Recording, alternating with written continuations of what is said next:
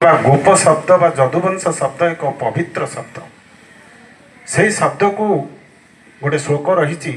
यदुर्वंश नरः श्रुत्वा सर्वपापी प्रमश्यते यत्रावतीर्णो भगवान परमात्मा नरः कृति। अर्थात जदुवंश शब्दटी एते पवित्र जदुवंश नरः श्रुत्वा जदुवंश शब्दटी एते पवित्र जे जो नर बा लोक शुणे ता कनरे जदुवंश बा गौड़ गोपालंकर शब्दटा जो से कर्णपात हुए सर्वपापी प्रमश्यते सबु प्रकार पापरू तांको प्रायश्चित मिले रक्षा मिले क्षमा मिले से जहाँ पाप करथिबे सब धोई हो तेणु ये एक पवित्र शब्द जदुवंशी जादव गोपाल गौड़ ये समस्त प्रति शब्द कहीं फरक नहंती समस्ते से कृष्णकर वंशधर जदुंकर वंशधर सोमंकर वंशधर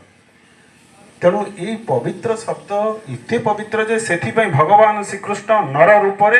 परमात्मा रूपरे ये जदुवंश जन्म ग्रहण कर जन्म वृत्तांत को लेकिन आज नंदोत्सव श्रीकृष्ण महाप्रभु गोपाल कृष्ण गौड़ पिला पिला गौड़ मुझे सब कहे गौड़ पिला पिला गौड़ आपण मैंने खाली श्रीकृष्ण कहते मुझे सब कहे गौड़ पिला पिला गौड़ से होती प्रभु श्रीकृष्ण गोपाल कृष्ण तांकर जन्म होता भाद्रव मास मास है भाद्रव मास पक्ष है कृष्ण पक्ष तिथि है अष्टमी तिथि बार है बुधवार समय है मध्यरात्रि मुहूर्त है 12 घंटा से समय से भूमिष्ठ होते तत्कालीन से द्वापर जुगर कंसर मायानगरी मथुरापुर बंदीशाला कृष्णर उपदिष्ट रक्षा करने को जाई पिता वसुदेव प्रभु श्रीकृष्ण को लुकायित कर लुचाई कर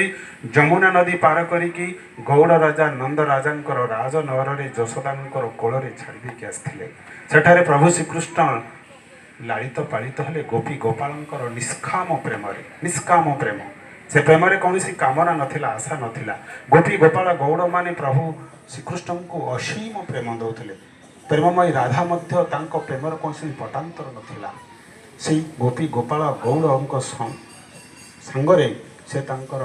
शैशव बिताइले शिशु समय को बिताइले सेठारे जहाँ मिलूला शाक शस्य फल पुष्प को आहरण कर निजर क्षुधा मेटाई निजर शरीर को परिपुष्ट कले बलवान हेले शक्तिशाली हेले मल्लयुद्ध कले कहीं से गोपी गोपाल माने